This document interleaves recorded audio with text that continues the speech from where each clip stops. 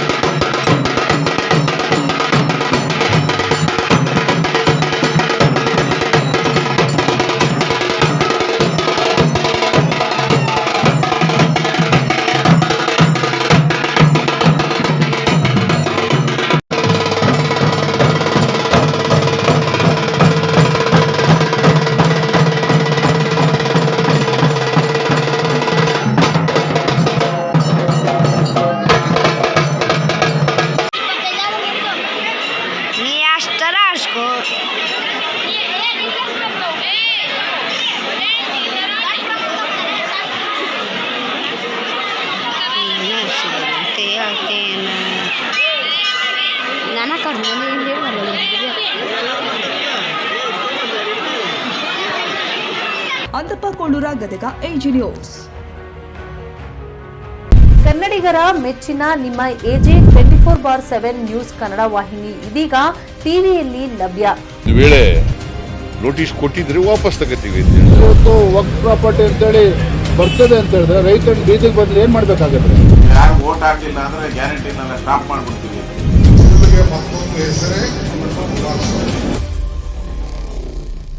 ಕರ್ನಾಟಕ ಮತ್ತು ದೇಶ ವಿದೇಶ 360 ಡಿಗ್ರಿ ಸುದ್ದಿ ಹಾಗೂ ಉತ್ತರ ಕರ್ನಾಟಕ, ಬೆಳಗಾವಿ, ಬಾಗಲಕೋಟೆ, ಧಾರವಾಡ, ಹಾವೇರಿ, ಗದಗ, ಬಿಜಾಪುರ ಜಿಲ್ಲೆಯ ಕ್ಷಣ ಕ್ಷಣದ ವಿವರವನ್ನ ಪಡೆಯುವುದಕ್ಕೆ ಎಜೆ 24/7 ನ್ಯೂಸ್ ಕನ್ನಡ ವಾಹಿನಿಯನ್ನ ಲೈಕ್ ಮಾಡಿ, ವಿಡಿಯೋಗಳನ್ನ ಶೇರ್ ಮಾಡಿ, ಕಮೆಂಟ್ ಮಾಡುವ ಮೂಲಕ ನಮ್ಮ ವಾಹಿನಿಗೆ ಸಹಕಾರ ನೀಡಿ ಮತ್ತು ಚಾನೆಲ್ ಅನ್ನ ಸಬ್ಸ್ಕ್ರೈಬ್ ಮಾಡಿ.